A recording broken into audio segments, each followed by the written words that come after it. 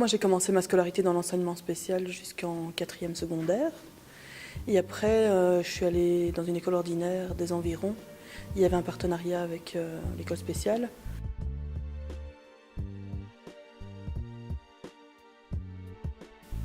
En primaire, j'étais intégrée en intégration partielle dans une école ordinaire. Cela m'a permis de rencontrer le monde des entendants, de les découvrir, d'essayer d'être comme eux, d'apprendre à écouter, à repérer le bruit qui nous entoure, à parler, surtout à parler.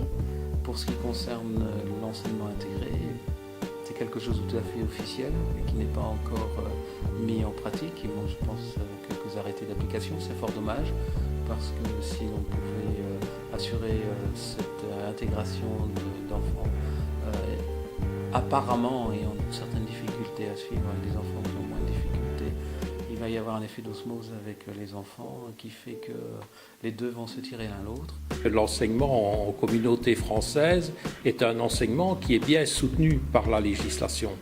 Qu'il suffise de penser au décret de 97 qui définit les balises de l'enseignement. On parle bien d'un étudiant qui doit apprendre à son rythme et on indique bien aussi que dans les projets d'établissement, on doit définir ce que l'école va mettre en œuvre sur le plan pédagogique, entendons-nous bien, sur le plan pédagogique, pour accueillir les enfants à besoins spécifiques. En primaire, j'ai eu de la chance d'être avec d'autres élèves sourds dans la classe et même en dehors de la classe. Aux récréations, on se retrouvait toutes ensemble pour pouvoir communiquer plus sereinement, car ce n'est pas toujours évident de parler avec d'autres enfants entendants. On ne comprenait pas toujours. En enseignement spécial, on nous dit toujours oh, vous n'allez pas réussir dans l'enseignement ordinaire, c'est beaucoup plus difficile, il faut une bonne organisation. Enfin, on ne nous motivait pas beaucoup. On se rend compte que l'école n'est actuellement pas vraiment inclusive, dans la mesure où l'enseignant de l'enseignement ordinaire a encore le choix. Il peut dire, moi je ne suis pas pour fonctionner en école inclusive. Moi, je n'ai pas envie d'intégrer un enfant à besoins spécifiques dans ma classe.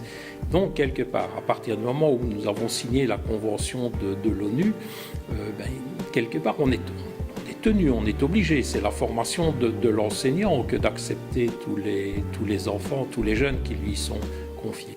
L'inconvénient d'être en intégration partielle, c'est qu'on avait peu de leçons d'éveil, puis que l'après-midi, on retournait dans l'autre école. Et là, quand on est entré en secondaire, on était complètement à part pour les leçons d'éveil, car on n'en avait pas vraiment eu. Quand j'étais dans le spécial, je me sentais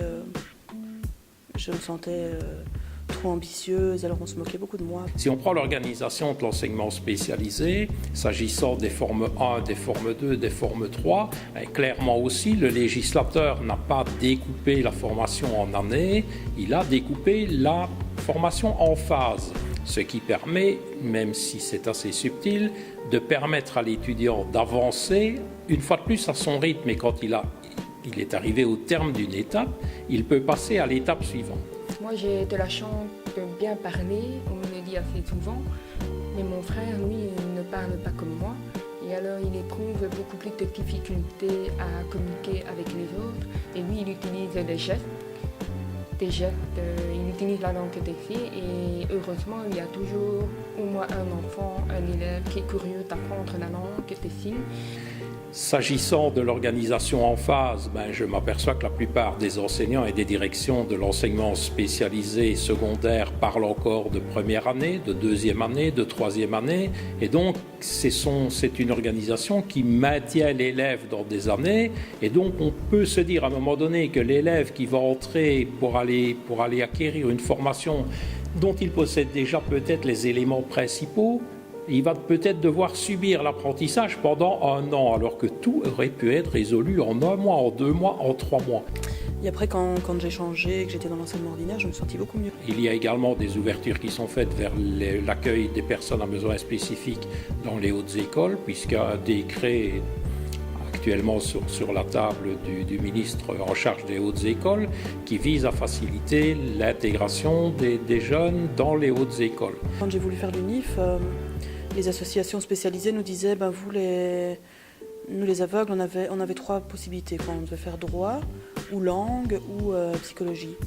Le problème des niveaux de ces formations, c'est que quand le jeune sort, mais il a parfois d'énormes difficultés à trouver un emploi et puis il va disparaître dans la nature. Personne n'aura plus de traces de lui pendant 3, 4, 5 ans et puis il va réapparaître à un moment donné en allant frapper à la porte de la WIP ou de Phare, par exemple, selon les régions, en disant « Voilà, je suis sorti de l'école il y a 3, 4, 5 ans, je n'ai pas de travail, est-ce que vous pouvez m'aider ?»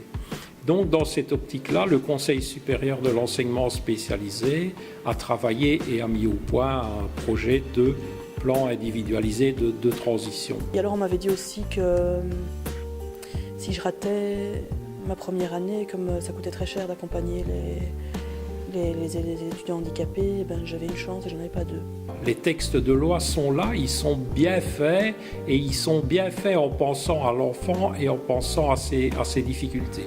Le tout, c'est dans l'application de ces textes de loi que se posent des problèmes et on va retrouver ces problèmes au niveau de la formation, mais cette fois-ci de la formation des enseignants qui, pour la plupart, vont dire « Nous, on est d'accord d'accueillir des élèves à besoins spécifiques, mais malheureusement, nous n'avons pas la formation pour. » Ils doivent savoir, ces enseignants, que les enseignants du spécialisé n'ont malheureusement pas non plus la formation pour, puisque tout le monde démarre dans l'enseignement avec le même niveau de formation.